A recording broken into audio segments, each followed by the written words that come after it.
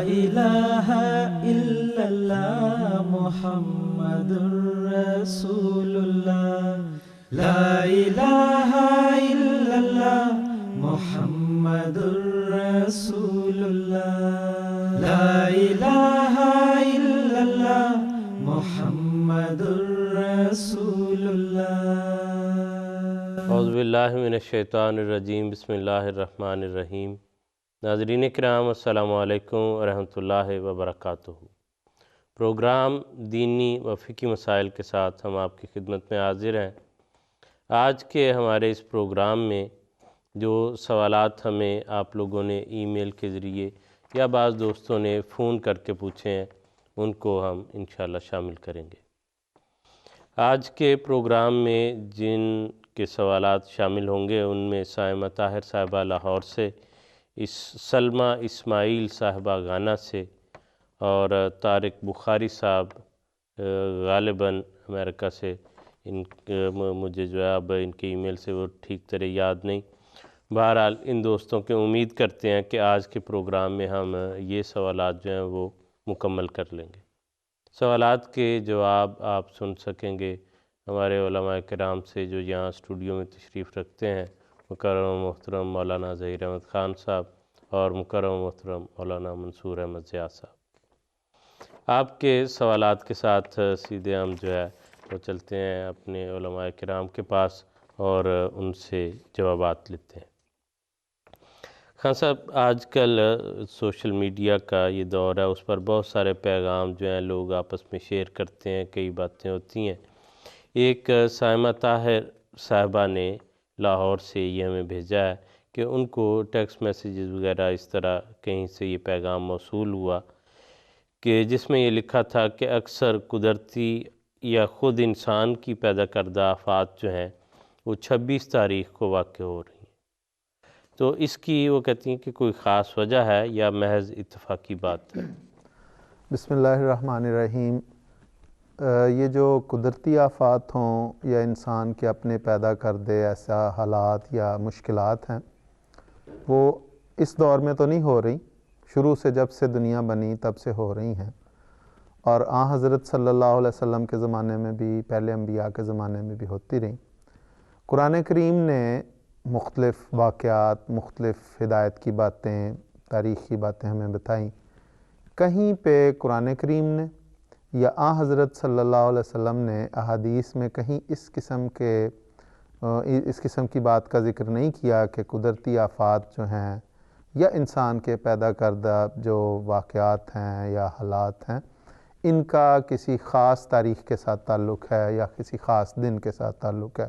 کہ فلاں قسم کے حادثات فلاں تاریخ یا فلاں دن کو ہوں گے اور فلاں قسم کے فلاں دن یا تاریخ کو ہوں۔ ایسی کوئی بھی کہیں پہ بھی موجود نہیں ہے۔ یہ ساری باتیں تو دراصل اللہ تعالیٰ کے علم سے تعلق رکھتی ہیں، غیب کی باتیں ہیں۔ وہ جب جس طرح دنیا کو چلانا چاہتا ہے اس طرح چلاتا ہے، اور قرآن کریم نے بڑی وضاحت کے ساتھ یہ بات بیان فرما دی ہے کہ غیب کی تمام باتیں اللہ تعالیٰ کے علم میں، وہ خود جانتا ہے غیب کی باتوں کو، یا اپنے انبیاء اور اپنے فرستادہ لوگوں کو جن کو وہ غیب کی باتوں سے خود علم دیتا ہے، وہ اس سے باخبر ہوتے ہیں۔ باقی اس قسم کی باتیں، یہ کس قسم کے اندازے، یہ لوگوں کے اپنے لگائے ہوئے ہیں۔ احادیث میں ہمیں بڑی وضاحت سے یہ بات ملتی ہے کہ حضرت ابراہیم جو حضور صلی اللہ علیہ وسلم کے صاحبزادے تھے اور حضور کو ان سے بڑا پیار تھا، ان کی جب وفات ہوئی ہے تو اتفاق سے اس دن سورج گرہن بھی ہوا، تو بعض صحابہ نے اس وفات کو حضرت ابراہیم رضی اللہ تعالیٰ عنہ کی وفات کے ساتھ ملایا اور کہا کہ یہ جو سورج گرہن ہوا ہے دراصل حضرت ابراہیم کی وفات کی وجہ سے۔ تو اس پر حضرت صلی اللہ علیہ وسلم نے فوری طور پہ اس کی نفی فرمائی ہے اور اپنے صحابہ کی اصلاح فرمائی، اور حضور نے فرمایا کہ سورج اور چاند کو گرہن لگنا یہ اللہ تعالیٰ کے نشانوں میں سے ہے، اس کا کسی کی زندگی یا موت کے ساتھ کوئی تعلق نہیں، کسی کے پیدائش سے یا کسی کی وفات سے کوئی تعلق نہیں۔ اس لیے جب اس قسم کے نشان دیکھو تو دعا کیا کرو، نماز پڑھا کرو۔ تو یہ باتیں جو ہیں یہ دراصل لوگوں کے یہ اس قسم کے وہم جو ہیں کہ فلاں 26 تاریخ کو زلزلے آئے یا یہ ہوا یا فلاں ہوا تو یہ کوئی خاص تاریخ ہے، ایسی کوئی کہیں پہ ہمیں نہیں ملتا۔ البتہ حضرت اقدس مسیح موعود علیہ الصلوۃ والسلام کی تحریرات سے یہ بات ثابت ہے کہ جس طرح انسان کے اپنی عادات، اپنے ارادے، اور جس طرح اللہ تعالیٰ نے مختلف موسم بنائے ہوئے ہیں، اس طرح اس نے بعض کاموں کے لیے اس کے اپنے ایک پروگرام ہے، اور بعض اوقات حضرت صاحب نے مثلاً مثال دی ہے کہ بعض اوقات جب حادثات ہوتے ہیں تو اسی قسم کے حادثات مختلف جگہوں پہ ہو رہے ہوتے ہیں، یا زلزلے آتے ہیں تو انہی دنوں میں مختلف زمین کے دنیا کے علاقوں میں زلزلے آتے ہیں۔ تو یہ اللہ تعالیٰ کا اپنا ایک نظام ہے، ایک اپنا اس کی اپنی ایک قدرت ہے، اس کے اپنے طریق ہیں جو اس کے علم میں ہیں۔ اس سے ہم یہ نہیں کر سکتے کہ فلاں تاریخ کو ایسا ہوا تو یہ کوئی خاص تاریخ ہے۔ آج جو بڑی ریسرچ کی دنیا ہے اور بڑی چیزیں اویلیبل ہیں ہمیں انٹرنیٹ پہ، گوگل پہ سرچ، اگر ہم نے کوئی چیز تلاش کرنی ہے تو آسانی ہے، تو آپ کسی بھی تاریخ کو ڈال کے دیکھ لیں، اس میں آپ کو ایونٹ، اس دن کے زلزلے، اس دن کے حالات، وہ سارے نکل آئیں گے۔ تو اس لیے یہ تو دنیا نے اکٹھا کر دیا ہے یہ چیزیں، اس لیے کسی نے 26 تاریخ کو ڈال کے دیکھ لیا تو اس دن اسے کئی زلزلے مل گئے، اس نے سمجھا کہ شاید اسی دن سارے ہوتے ہیں۔ اور کسی دن بھی ڈال کے دیکھ لیں کسی اور طرح، مثلا آج 9 مارچ ہے، آج کا اگر ڈالیں تو اس میں کئی قسم کے 18ویں صدی، 17ویں صدی جو دنیا کو یا علم کے جستجو رکھنے والوں کو ملا، جنہوں نے وہ پروگرام مینیج کیے ہیں، انہوں نے وہ ڈالے ہوئے ہیں اس میں۔ تو 9 مارچ کے حوالے سے بھی کئی ایونٹ، کئی واقعات، کئی حادثات وہاں درج ہیں۔ تو اس سے اب یہ تو نہیں کیا جا سکتا کہ یہ اس تاریخ کے ساتھ کوئی خاص ہے، وہ اسی طرح کا کوئی میسج لگتا ہے کہ واٹس ایپ پہ یا اس قسم کے وہ چلا ہے تو لوگوں نے سمجھا کہ شاید کوئی خاص تاریخ۔ وگرنہ جیسے دن ہے، اگر کسی دن میں کوئی حادثہ ہے یا بعض لوگوں کے لیے برا ہے تو کئی سارے کے لیے بہت اچھا بھی ہے، ان کو بہت ساری کامیابیاں بھی ملتی ہیں، ان کی زندگی میں کئی ایسی چیزیں آتی ہیں تو ان کے لیے وہ اچھا بھی ہے، کئیوں کے لیے جو ہے۔ تو اس لیے دن اپنی ذات میں تو کوئی ایسی چیز اپنے اندر جو ہے وہ نہیں رکھتے، زمانہ یا وقت جو ہے، یا جیسے حدیث میں بھی ذکر ملتا ہے کہ لا تسبوا الدہر، کہ زمانے کو، وقت کو گالیاں نہ دو۔ اللہ تعالیٰ فرماتا ہے انا الدہر، میں زمانہ ہوں، یعنی وہ تو اللہ تعالیٰ کے، جیسے آپ نے بیان فرمایا کہ وہ تو اللہ تعالیٰ چلا رہا ہے۔ بالکل درست۔ تو اس لیے کوئی اتفاق سے ایسی بات ہو جاتی ہے تو اس کو یوں بعض دفعہ وہ پھیل جاتی ہے، لوگ اس کو، یا اگر اوپر تلے اتفاق سے 2 3 4 ایسے واقعات ہو جائیں تو اس سے لوگوں میں یہ ایک وہم پیدا ہو جاتا ہے کہ شاید اس دن میں کوئی ایسا مسئلہ ہے۔ تو دن جو ہے وہ سارے اللہ تعالیٰ کے بنائے ہوئے ہیں، اور خدا تعالیٰ خود کیوں ایسی چیز پیدا کرے گا کہ جس کو اس نے کسی خرابی کے لیے معین کر کے پیدا کیا۔ اللہ تعالیٰ تو ساری اچھی چیزیں جو ہے پیدا کرتا ہے، انسان کے اپنے اعمال کے نتیجے میں وہ بعض نقصانات بھی اس کو پہنچتے ہیں، جس کے لیے انسان کو اپنے لحاظ سے جو ہے وہ دعا کرنی چاہیے کہ سارے جو ہے اچھے دن اس کی زندگی میں اللہ تعالیٰ ان کو قائم رکھے۔ یہ جو آپ نے کہا اس میں بڑا قرآن کریم نے ربنا ما خلقت ھذا باطلا، جو بھی اس نے پیدا کیا وہ کوئی بھی نقص باطل نہیں ہے، اس میں کوئی نہ کوئی فائدہ ہے، انسان کا فائدہ ہے، اس لیے کسی چیز کو ہم یہ نہیں کہہ سکتے کہ فلاں تاریخ بری ہے اور یہ اس طرح۔ بلکہ اس کا جیسے ابھی آپ نے بیان کیا کہ بعض دن بعض لوگوں کے لیے اچھے ہوتے ہیں اور بعض دن بعض لوگوں کے لیے برے ہوتے ہیں، تو یہ نہیں کہا جا سکتا کہ ایک قوم کا طبقہ اسی دن کو سمجھے کہ یہ ہمارے لیے بہت ہی مبارک دن ہے اور ایک قوم کا طبقہ سمجھے کہ یہی دن ہمارے لیے کوئی منحوس دن ہے یا نحوست رکھنے والا ہے۔ تو قرآن کریم میں بھی اس کی مثال آتی ہے کہ ایک قوم کا ذکر کیا اور کہا کہ ہم نے ان پر ایک تند و تیز ہوا چلائی، ایسی ہوا چلائی جو ان کو جڑوں سے اکھیڑ دیتی تھی، ان کے مکانوں کو، ان کے پودوں کو، درختوں کو۔ تو اس میں لکھا ہے سخرناہا 7 لیال، کہ ہم نے 7 دن رات ان پر وہ آندھی جو ہے وہ چلائی رکھی۔ تو اس کا مطلب اگر اس اصول کو مد نظر رکھا جائے کہ بعض دن جو ہیں وہ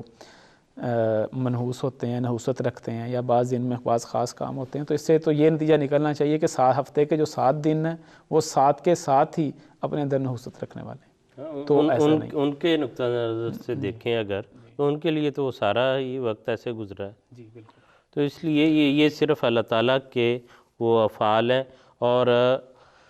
یوں ضرور ہوتا ہے جیسے محترم خان صاحب نے بیان فرمایا کہ اللہ تعالیٰ کے نزدیک وہ ادوار ہوتے ہیں بعض چیزوں کے، اور وہ ایک سائیکل یا ایک سرکل ہوتا ہے،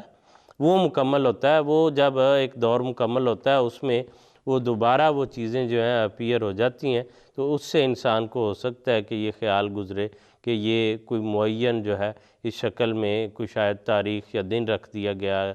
یا اللہ تعالیٰ کو کوئی ایسا دن جو ہے یا تاریخ وہ پسند نہیں ہے۔ تو ایسی کوئی بات جو ہے قرآن حدیث میں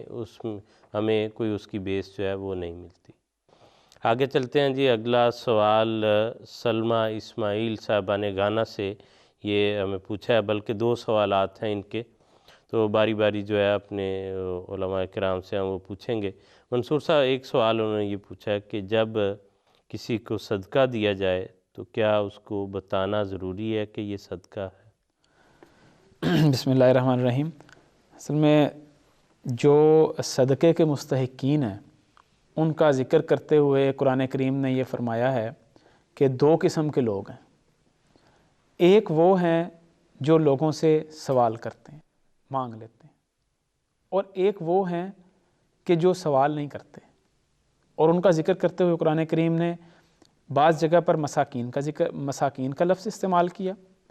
اور بعض جگہ پر ان الفاظ میں وضاحت کی کہ لا یسألون الناس الحافا، کہ وہ لوگوں کے پیچھے پڑ کر زبردستی ان سے نہیں مانگتے، ان سے طلب نہیں کرتے۔ اور مسکین کا مطلب ایسا شخص ہے جو سکون سے اپنے گھر میں بیٹھا بیٹھا تو مر جائے گا، لیکن کسی کے آگے دستے سوال دراز نہیں کرے گا۔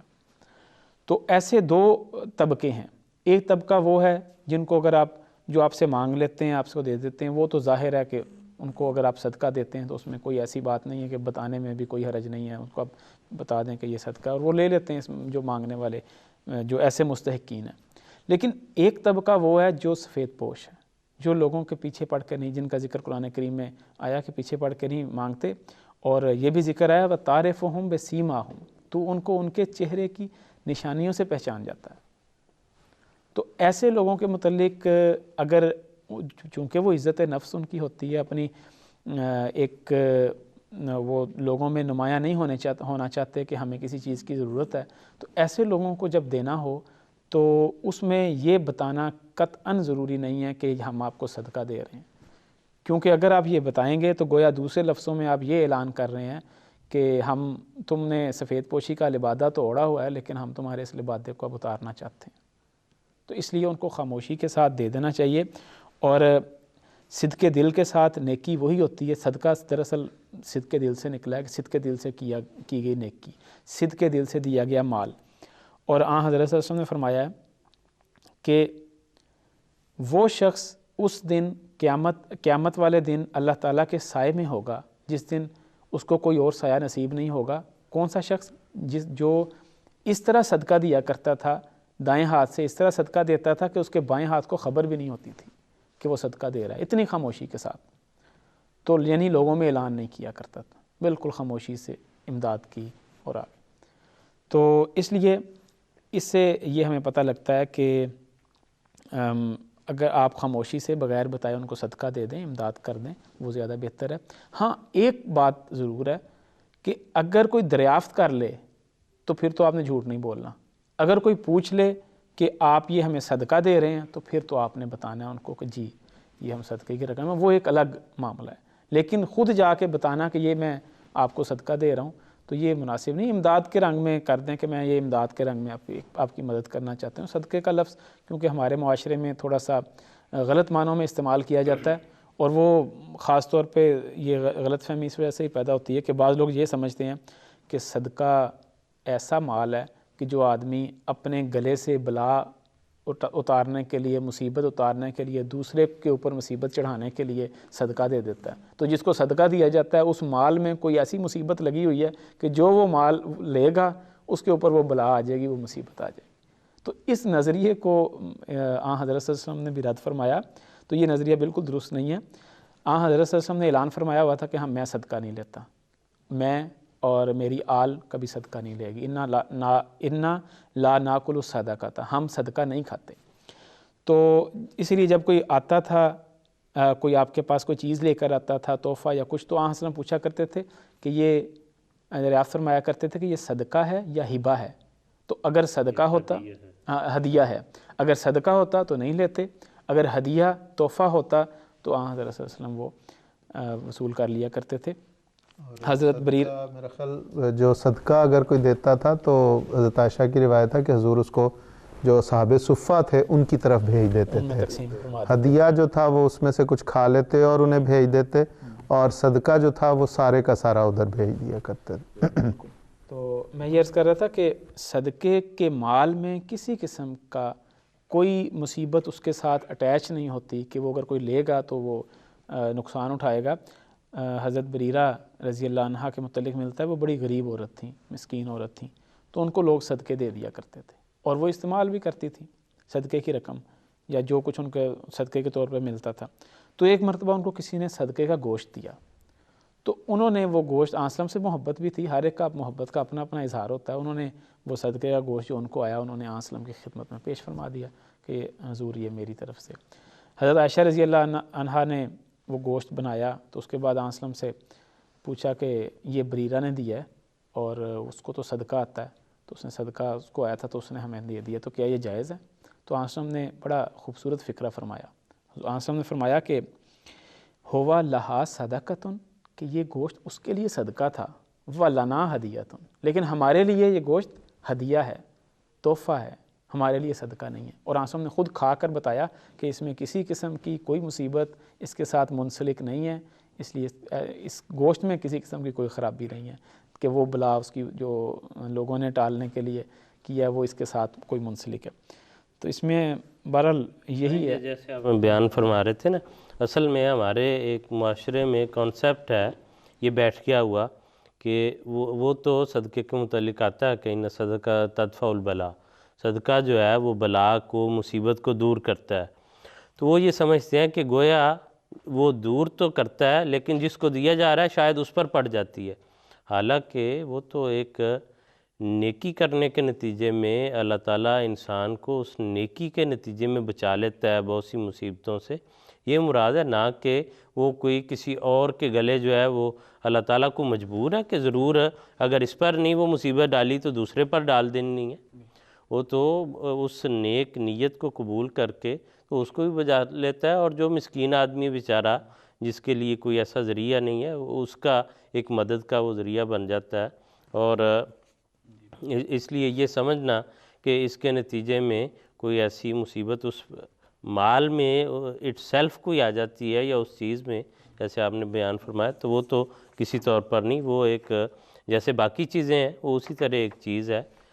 اس کو اس خیال سے جو ہے وہ اس سے اراد نہیں کرنا چاہیے. ہماری جماعت میں تو بڑا خوبصورت نظام اللہ کے فضل سے رائج ہے خلافت احمدیہ کے سائے میں کہ صدقہ دینے والے کو یہ نہیں پتہ ہوتا کہ وہ صدقہ کس کو دیا جائے گا. اور آن حضرت صلی اللہ علیہ وسلم کی وہ جو حدیث جس میں آن حضرت صلی اللہ علیہ وسلم نے فرمایا کہ اللہ تعالیٰ اس دن اس شخص کو سائے میں رکھے گا جس دن کوئی اور سایہ نہیں ہوگا, کہ دائیں ہاتھ جو دیتا ہے بائیں ہاتھ کو نہیں پتہ ہوتا. تو یہاں پہ ہمارا جو اللہ تعالیٰ کے فضل سے نظام ہے وہ ایسا ہے کہ آپ رسید کٹواتے ہیں صدقے کی, امداد کی, اب آپ کو نہیں پتہ کہ وہ آپ کی رقم کس شخص کو دی گئی ہے. تو یہ بھی ایک بڑا خوبصورت نظام ہے, پردہ پوشی بھی ہو جاتی ہے, ریاکاری بھی نہیں ہوتی, اور ثواب صدقہ دینے والے کو اس کی نیت کا ثواب بھی مل جاتا ہے. اور دوسرا منصور صاحب, ہمارے میرا خیال ہے کچھ زبان کے فرق ہونے کی وجہ سے عربی سے بھی فرق پڑتا ہے, ورنہ قرآن کریم نے تو یہ لفظ کھلے طور پر استعمال کیا نا, انما الصدقات للفقراء والمہاجرین وابن السبیل, کہ اس میں سارے لوگ جو ہیں وہ شامل ہیں. یہ نہیں کہ کوئی بیچارہ بہت ہی گرا پڑا جو ہے اس نے اعلان کر رکھا ہے کہ لاؤ مجھے صدقے دو تو اس کے لیے صرف استعمال ہوگا. یہ تو جو بھی صدقے دل سے قربانی کی جاتی ہے اس کے لیے یہ قرآن نے استعمال کیا ہے. اس کے لیے بھی صدقے کا لفظ قرآن کریم نے بھی استعمال کیا, اور احادیث میں بھی ہے کہ خود زکوٰۃ کے لیے بھی صدقے کا لفظ استعمال ہوتا ہے. جس طرح آپ نے جو آیت پڑھی ہے اس میں بھی زکوٰۃ کے مصارف ہی بیان کیے گئے ہیں، تو اس میں بھی وہ کئی کاموں پہ لگتے ہیں، اور والعاملین علیہ خاص طور پر کہ جو زکوٰۃ جمع کرتے ہیں ان کی تنخواہیں بھی اس میں سے دی جاتی ہیں، تو یہ تو کوئی حرج اگر مال کوئی ایسا ہو کہ جی وہ جو کوئی تندرست آدمی ہے، ٹھیک ٹھاک ہے، یا اس پر یا اس کے بیوی بچوں پر لگ ہی نہیں سکتا، تو قرآن ضرور اس کی وضاحت الگ سے فرما دیتا۔ یہ بھی بڑا خوبصورت ایک مضمون ہے کہ صدقے کے لفظ کو صدقے دل سے کی گئی نیکی کے ساتھ منسلک کر دیا، کہ حضرت صلی اللہ علیہ وسلم کے احادیث سے ہی پتہ لگتا ہے کہ مثلاً آسم نے فرمایا کہ کسی کے مسکرا کے ملو تو وہ بھی صدقہ ہے، اگر تم اس وجہ سے ملو کہ خوش اخلاقی کے ساتھ ملنا، اچھے اخلاق کا اظہار کرنا، یہ بھی صدقہ ہے۔ پھر فرمایا کہ اگر تم اپنی بیوی کے منہ میں لقمہ یعنی اس کو کھانا اس لیے اس نیت کے ساتھ دیتے ہو کہ خدا تعالیٰ نے فرمایا ہے کہ عاشروہن بالمعروف، کہ ان کے ساتھ اچھا سلوک کرو، خدا کا حکم ہے کہ نان و نفقہ مہیا کرنا مرد کی ذمہ داری، اگر وہ اس نیت کے ساتھ اپنی بیوی کے منہ میں ایک لقمہ بھی ڈالتا ہے تو وہ لقمہ بھی اس کے لیے صدقہ ہے۔ تو مطلب اتنی اس کی وسعت ہے، اس لیے وہاں اس کو محدود کر لینا، اور وہ کالے بکرے ڈھونڈتے پھرنا، یا مطلب کالی مرغی لے کے جی اس کا انہوں نے کہا کہ بکرے کا جو ہے نا کالے بکرے کا سر دو، تو پھر یہ جو ہے بجائے، یہ تو احکامات ہیں، خام خواہ کی باتیں جو ہے پھیلی بات بڑی لمبا ہو جائے گا مضمون، لیکن واقعی یہ بڑا عجیب خوبصورت مضمون حدیث میں ہی آتا ہے کہ صحابہ کہتے ہیں کہ جب حضور صلی اللہ علیہ وسلم نے یہ ارشاد فرمایا کہ صدقات دو، تو آیت نازل ہوئی کہ صدقات دو، تو کہتے ہیں کہ ہم باقاعدہ بازار میں جا کے سامان لوگوں کا اٹھایا کرتے تھے، اور اس سے کوئی ایک مد، کبھی ایک سا اس کی آمد ہوتی، ایک مد کوئی 1.25 کلو کے قریب اور ایک سا کوئی 4-5 کلو کے قریب، تو اتنا ہوتا تو اس میں سے پھر ہم صدقہ دیتے۔ تو حضور صلی اللہ علیہ وسلم سے کسی نے پوچھا کہ حضور اگر کسی کو استطاعت نہ ہو، تو حضور نے یہاں تک فرمایا کہ وہ پھر کوئی اچھی بات بکلمۃ طیبۃ، کسی کو اچھی بات بھی کہتا ہے تو یہ بھی صدقہ ہے۔ تو وہ جو جسے منصور صاحب نے کہا نا کہ مدارج ہیں اس پہ، تو جس طرح وہی کالا بکرا اور کالی مرغی والا، تو پھر تو کسی کو اچھی بات کہنا بھی تو صدقہ ہے۔ وہ اٹک کے رہ جانا کہ جی صدقے کا لفظ جو ہے اطلاق، اس میں بڑی وسعت ہے۔ میرا خیال ہے وہ ہمارے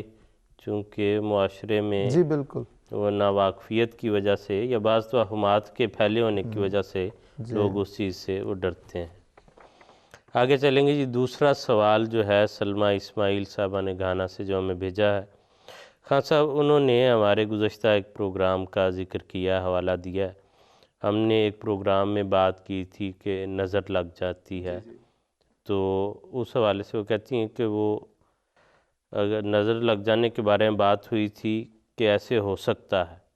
تو کیا پھر اس کو مد نظر رکھتے ہوئے بچے کو دودھ وغیرہ پلاتے ہوئے یا اس طرح کی چیزوں میں اگر اس خیال سے نظر لگنے کے خیال سے کپڑے سے ڈھانپ لیا جائے تو ایسا کرنا درست ہے؟ جی بالکل درست ہے، اور جس پروگرام کا انہوں نے حوالہ دیا اس میں ہم نے بات کی تھی کہ احادیث میں بھی ملتا ہے کہ نظر لگ جاتی ہے، اور حضرت خلیفۃ مسیح رابع رحمہ اللہ نے حضرت مسلم اور رضی اللہ تعالیٰ عنہ کے حوالے سے بھی بات کی تھی کہ حضور حضرت مسلم اور رضی اللہ تعالیٰ عنہ وہم وغیرہ کے بالکل قائل نہیں تھے، لیکن بعض اوقات حضرت صاحب نے اس نظر کو اصل میں پیراسائیکالوجی اور یہ جو ہوتا ہے مسمرزم وغیرہ اس کے ساتھ اس کو جوڑا ہے کہ نظر کا بعض اوقات اثر پڑتا ہے۔ تو حضرت صاحب نے بیان کیا کہ حضرت مسلم اور رضی اللہ تعالیٰ عنہ بیان کیا کرتے تھے کہ وہ ایک بچی خاص طور پہ اگر وہ حضرت صاحب کھانا کھا رہے ہیں تو نوالا دیکھتی تو وہ گر جاتا تھا نوالا۔ حضرت خلیفۃ مسیح رابع نے فرمایا کہ بعض اوقات نظر سے وہ پیالی ہل کے گر جاتی ہے، تو نظر کا بہرحال اثر پڑ جاتا ہے، وہ مسمرزم کی شکل میں ہو، بہرحال ایک اثر ہے اس کا۔ تو جو انہوں نے بات کی ہے کہ بعض اوقات، لیکن یہ تصور کہ نظر لگ جانے سے کسی کے ہاں اولاد نہیں ہوگی یا کوئی بچہ بیمار ہو گیا ہے تو وہ اس کا علاج نہ کروایا جائے بلکہ وہ عجیب قسم کے جو ٹوٹکے کیے جائیں، مرچیں وار کے آگ میں پھینکی جائیں، یہ سارے غلط باتیں ہیں۔ باقی چونکہ نظر کا اثر پڑتا ہے، اس کا لگ بھی جاتی ہے، اس لیے بچے کو دودھ پلاتے وقت دودھ کو ڈھانپ لینا کوئی حرج کی بات نہیں، اور احتیاط تو بہرحال ہر جگہ ہونی چاہیے، کوئی حرج کی بات نہیں ہے۔ اور ہم نے دیکھا بھی ہے اس معاشرے میں کہ جب نوجوان بچیاں جب بیاہ کے آتی ہیں، بچے پیدا ہوتے ہیں، تو وہ بعض اوقات دودھ بچوں کو پلانے لگتی ہیں، تو جو بڑی عمر کی خواتین ہوتی ہیں وہ سمجھا بھی دیتی ہیں کہ اس کو ذرا ڈھانک لیں، اپنی ہی نظر بعض اوقات لگ جاتی ہے۔ بچہ بعض اوقات بندہ اس چکر میں کہ اچھا میرے بچے نے اتنا سارا دودھ پی لیا، تو اس کا بھی ایک ایسا وہ نظر کا اثر ہے کہ وہ بعض اوقات تکلیف کا باعث بھی ہوتا ہے۔ بعض اوقات دیکھا ہے کہ ایسی صورت میں وہ بعض بچے الٹی بھی کر دیتے ہیں، تو یہ بہرحال اس کو ڈھانپ لیا جائے تو کوئی حرج کی بات نہیں، کوئی ایسی اس میں کوئی اس کے متعلق ہمیں کوئی روک اور کوئی ممانعت تو کسی جگہ وہ نہیں ملتی کہ ایسا نہ کیا جائے۔ احتیاط کا ہی طریق ہے جس کو اختیار کرنے میں کوئی حرج نہیں۔ جی ٹھیک ہے۔ اصل میں تو علم توجہ کا ہی دوسرا نام ہے کہ جب انسان کسی خاص چیز کی طرف توجہ کرتا ہے تو اس کے خیالات سے وہ متاثر ہو جاتا ہے۔ تو اسی طرح اگر بچے کے اوپر جیسے خان صاحب نے مثال دی کہ بعض اوقات ماں اپنی توجہ ڈالے تو وہ بچہ اس سے متاثر ہو سکتا ہے، کیونکہ بچہ کمزور ہوتا ہے، ذہنی طور پہ بھی کمزور ہوتا ہے، جسمانی طور پہ بھی کمزور ہوتا ہے، تو اگر اس کا اثر ہو جائے تو اس سے یہ کوئی بعید نہیں ہے۔ تو یہ بالکل درست ہے کہ اس حوالے سے جزاک اللہ جی، دونوں بزرگان کا بہت شکریہ آپ کا۔ اور آج کا ہمارے پروگرام کا وقت جو ہے وہ اپنے اختتام کو پہنچ رہا ہے۔ ہمارا خیال تھا کہ طارق بخاری صاحب کا سوال جو ہے وہ بھی شامل کر لیں گے، لیکن گفتگو میں آج کی وہ نہیں آ سکا۔ انشاءاللہ اگلے پروگرام میں اس کو ہم شامل کر لیں گے۔ اجازت دیجیے، السلام علیکم۔